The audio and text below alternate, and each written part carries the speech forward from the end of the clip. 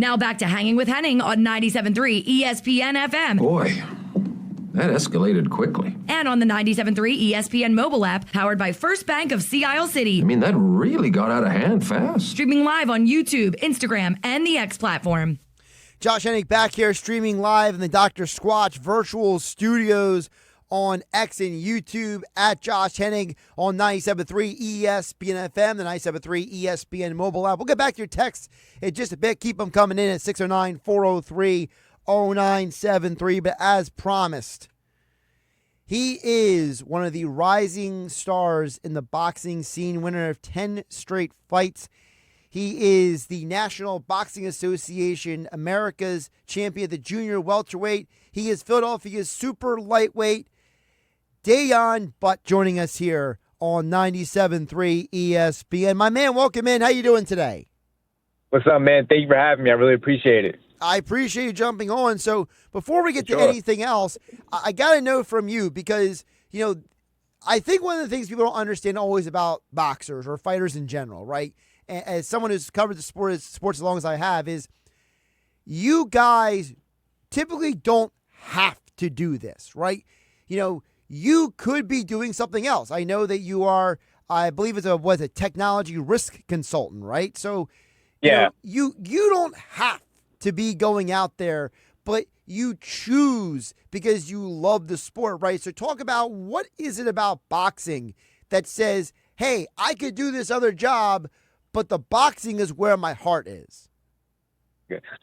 One thing about boxing is people think it's an individual sport, which it is to an extent, but you have control of your own destiny. For example, in basketball or football or something, somebody can make a bad play and the game's over, and it can be completely out of your hands. But in boxing, I have to control my whole fate within my hands. So I got to control my own destiny. I got to choose what's going to happen next. You talk about controlling your destiny. You know, you're someone who has won 10 straight fights. When you're winning these fights, right, is there a part of you that feels like that each fight is building on each one and that you're getting more and more control of that destiny? For sure. I feel like right now in my career, I'm right at the brink. I'm right at the door, ready to kick it down. I just got to get these fights rolling, get these wins under my belt, and my time is right there. You talk about your time is right there. Talk with Daiyann Butt. Of course, he is fighting Friday, July 25th. Tickets on sale now at Ticketmaster.com for the boxing event of the summer season.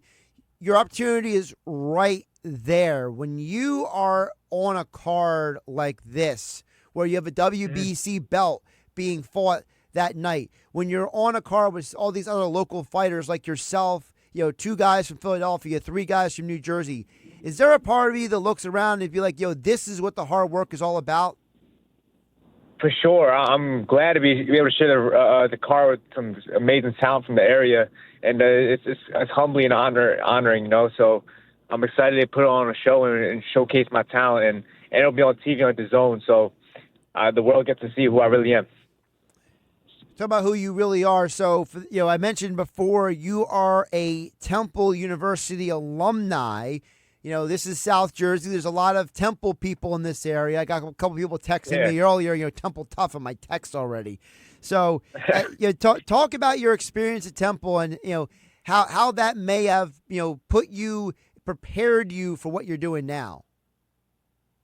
I'm not going to lie. My time at Temple was pretty easy because we had a lot of those remote classes, but I had a good time at Temple. I was able to network and connect a lot of people and get a lot of my professors and some of my classmates come to my fights. So I was able to expand to a new fan base, I guess you could say, who are outside of boxing a little bit.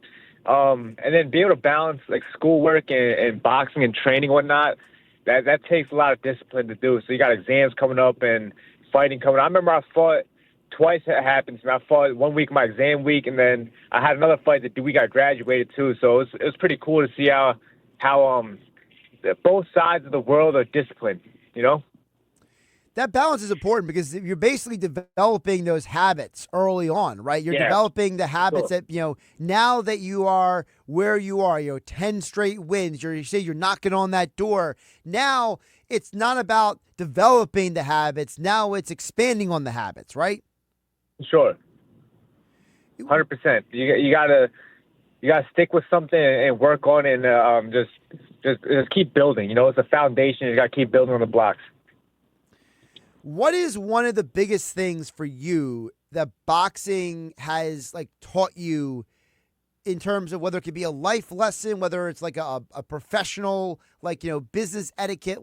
What is something that you have learned that that no matter what happens is going to benefit you for the rest of your life? Boxing definitely taught me how to be more humble and very disciplined, because it only takes one punch to change everything. And everybody, like Mike Tyson said, everybody's got a plan to get punched in the face.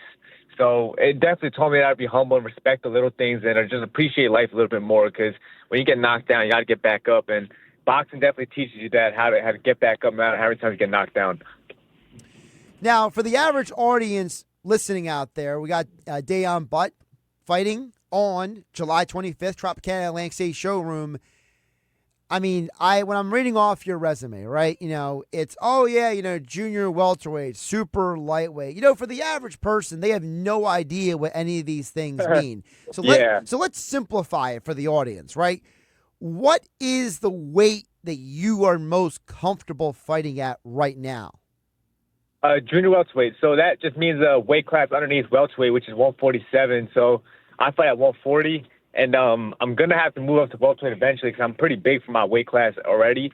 So I'm a junior welterweight, which is 140 pounds.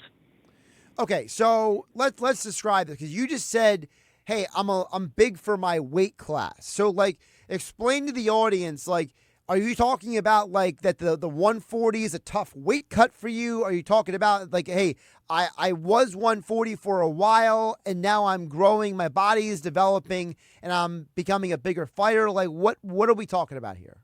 Yeah, exactly that. I'm developing my body and putting on more size, and as I'm getting older, you start getting more dense. So, and I'm 6'6", so making 140 pounds is getting a little more difficult, and a lot of the guys I fight no more than 5'8", 5'9", so I have a frame for pretty much a damn near a middleweight, but I can make 140 kind of comfortably right now, but I could tell it's going to come to a close anyway and move up eventually. So what I mean by a big weight class, I'm big for my weight class, I mean size-wise, height and making the cut and whatnot. So let's say that you're eventually, when you're done doing what you're going to do at 140, you see 147 coming in the near future? Oh, easily, for sure. I already fought at 147 a couple of times early in my career, because it's actually very hard for me to get fights at 140 because of how big I am. So I fought a couple of times at 147, but my true weight class is 140. But now it's getting to that point as I'm getting older that the weight cut's getting a little bit more difficult, and I got to dial in a little bit more.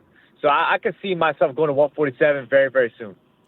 I know in the past, if you look at guys, just use an example, your Oscar De La Hoyas, your Canelo Alvarez, those guys, they end up going through it seems like 8 to 10 weight classes in your career. Yeah. So for you, and I obviously don't know the future literally, but you just mentioned about your size, your height, do you foresee yourself being someone who ends up competing at maybe 4 or 5 different weight classes in your career? I think it all depends on everybody's body is different. I think I could definitely move up 1, 2, 3, maybe even possibly 3 weight classes, depending on how my body reacts and how my body grows over time. But I'm not going to rule it out. I definitely can make 147 comfortably, and I even fought at 154 at one point in time. But that was just to take a fight because I couldn't get a fight at 140 nor 147. So it all depends on everybody's body. Everybody's body's different, but I can definitely see myself going up 1, maybe 2 weight classes. All right, so I got to ask you, because every time I meet a fighter for years now, one of my favorite things to ask is I got to know the story behind the nickname. So what is the story behind Bad Shah? So Daiyaan in my language means king, and Bad Shah also means king at the same time. That's what my family used to call me when I was growing up, because I'm the youngest in my family, so I was treated a little bit different than everybody else. So my grandma used to call it to me all the time every time I saw her. So I just stuck with it. It just means king.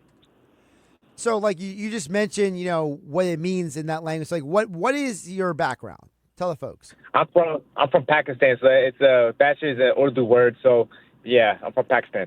Okay, so with a Pakistani heritage, Like, when did you start looking at boxing? Because, like, a lot of people out there, they might not think of someone with a Pakistani heritage as a boxer, for sure. right? Yeah, for sure. So I always was interested in boxing. I used to fight a lot as a kid. I was like kind of a wild child.